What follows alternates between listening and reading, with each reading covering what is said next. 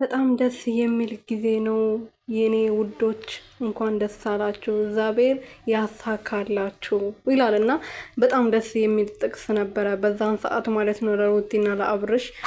ሩቲዬ በጣም ደስተኛ ነበረች የኔ ፍልቅልቅ ማለት ነው። ምክንያቱም የምትወደው ቤተሰቦቿን ትታ ለመጣችሁ ወንድ በቃ እንጋባለን፣ ከዚህ በኋላ እኔና አንቺ አብረን እንኖራለን፣ ልጅ ይኖረናል፣ ትዳር ይኖረናል፣ በጣም የተረጋጋ ህይወት ይኖረናል ብሎ ነበር እዚህ ጋር ሲናገር የነበረው አብርሃም ማለት ነው። ግን እንደተናገረው ሳይሆን ከጊዜ በኋላ እንደዚህ ተቀይሮ ልጅ ሲመጣ ትዳሩ ተበጥጦ ትዳሩን ጥሎ ሌላ ሴትን አሸሼ ገዳሜ እያለ ከሌላ ሴት ጋር እንግዲህ መልከስከስ ጀምሯል።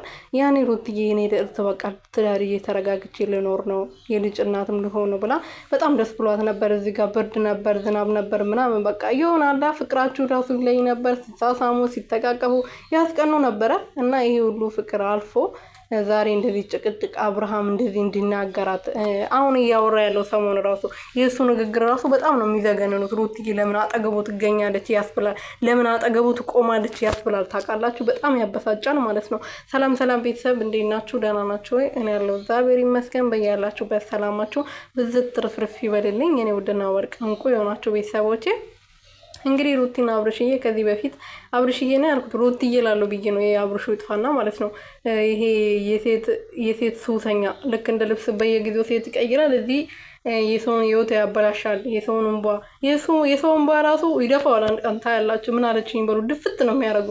በተለይ ደግሞ የሩትዬ እንባ ሩትዬ ልቧ አሰብሯል። ይሄ ምን ይመስላል? ይሄ ኦኮቴ የሆነ ከንፈር አፉ ዝጋ። እስቲ ሁሉ ጊዜ ደግሞ አፉ መክፈት አለበት። እዚህ ጋር እንኳን እሺ በደስታ ብዛት እየሳክ ነው። ሌላ ጊዜ ግን ቪዲዮ ስትሰራ አፉን ካልከፈት ካላልክ አይሆንልም አይደለ?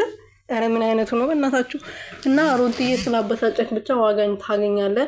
ፈጣሪ ጊዜውን ጠብቆ እሷ ላይ ያደረግከውን ነገር በሙሉ እያንዳንዱ ቆጥሮ ይከፍላል። ታያለህ ደግሞ ምን አሉኝ እነዚህ ተመልካቾች ምን አሉኝ ኦዲየንሶቼ ምን አሉኝ ትላለህ። ትጸጸታለህ። ታያለህ። እሺ እጉራ